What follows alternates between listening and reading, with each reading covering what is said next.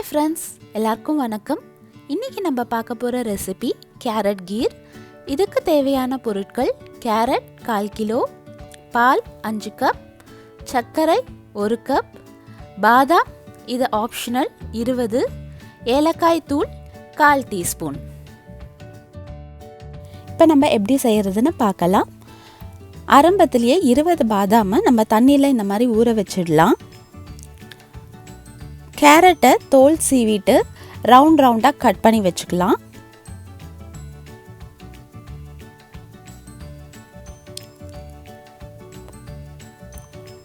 எல்லா கேரட்டையும் நம்ம இந்த மாதிரி கட் பண்ணி வச்சுப்போம். அதுக்கப்புறமா குக்கரை அடுப்பில் வச்சு 2 ஸ்பூன் நெய் விட போகிறோம்.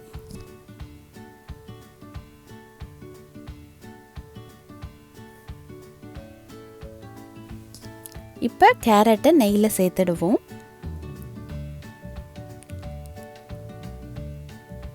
ஒரு 2 நிமிஷம் இந்த கேரட்டை இப்படியே நெய்யில் வதக்கலாம். கேரட்டோட பச்சை வாசனையும் போகும், நெய்யும் கேரட்டில் எல்லாத்துலேயும் கோட் ஆகும். 1 கப் பால் இப்போ சேர்த்துக்கலாம்.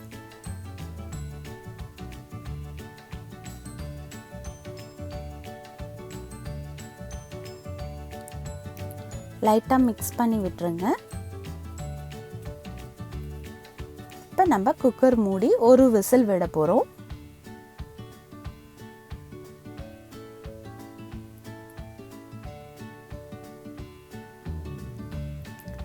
இன்னொரு பேன் எடுத்து 4 கப் பால் இதில் சேர்த்துக்கலாம்.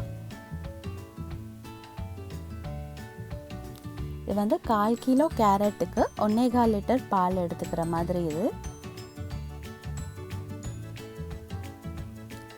பால் அடுப்பை ஆன் பண்ணி காய வச்சுருங்க. அதுக்குள்ளே பாதாம் இந்த மாதிரி தோல் உரித்து இதை நம்ம அரைச்சி எடுத்துப்போம்.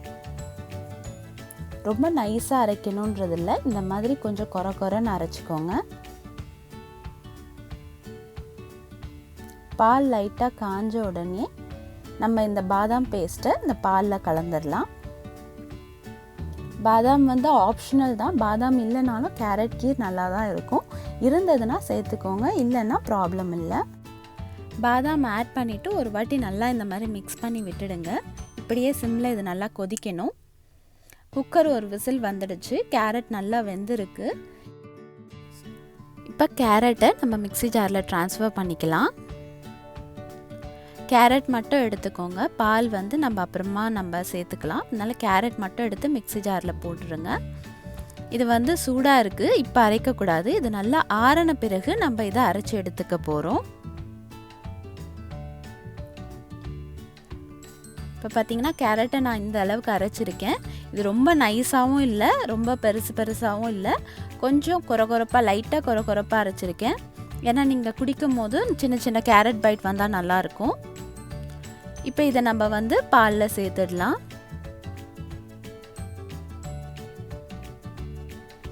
கேரட்டை ஆட் பண்ணி இந்த மாதிரி ஒரு வாட்டி மிக்ஸ் பண்ணி விட்டுடுங்க. இப்போ கேரட் கீர் கொதிக்க ஆரம்பிச்சிருக்கு. ஃப்ளேமை சிம்மில் வச்சுட்டு அப்பப்போ இந்த மாதிரி மிக்ஸ் பண்ணி விட்டுருக்கோங்க. நம்ம குக்கரில் கொஞ்சம் பால் மிச்சம் இருந்தது இல்லையா, நம்ம அதை இதில் சேர்த்துக்கலாம். இப்போது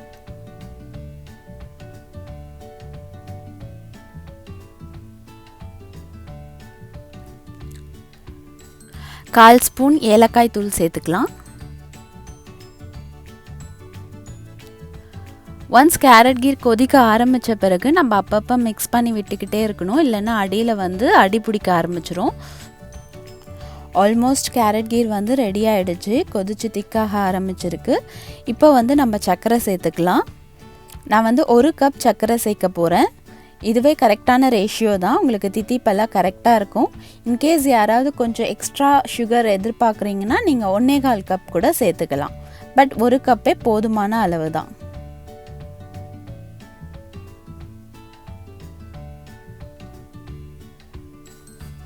சர்க்கரை எல்லாம் ஆட் பண்ண பிறகு சிம்லேயே ஒரு 5 நிமிஷம் கேரட் கீர் நல்லா கொதிக்கணும். அப்போ தான் நம்மளுக்கு நல்லா திக்காக இருக்கும். ஸோ 5 மினிட்ஸ் இப்படியே கொதிக்க விட்டுடுங்க. இப்போ 5 நிமிஷம் ஆயிடுச்சு. நான் அடுப்பை ஆஃப் பண்ணிட்டேன். என்னோடய கேரட் கீர் ரெடி ஆகிடுச்சு. ஆனால் நம்ம இதை இப்படியே குடிக்க போகிறதில்ல. இதை வந்து நம்ம நல்லா ஆற விட்டு ஃப்ரிட்ஜில் ஒரு 8 hours நம்ம வைக்கணும். அப்போ தான் வந்து சில்லுன்னு குடித்தாதான் இது நல்லா டேஸ்ட்டாக இருக்கும். ஸோ இது நல்லா ஆறின பிறகு மினிமம் 8 hours நீங்கள் ஃப்ரிட்ஜில் வச்சுருங்க. ஸோ நம்மளோட கேரட் கீர் இப்போ ரெடி ஆகிடுச்சு. தேங்க்ஸ் ஃபார் வாட்சிங். Happy life.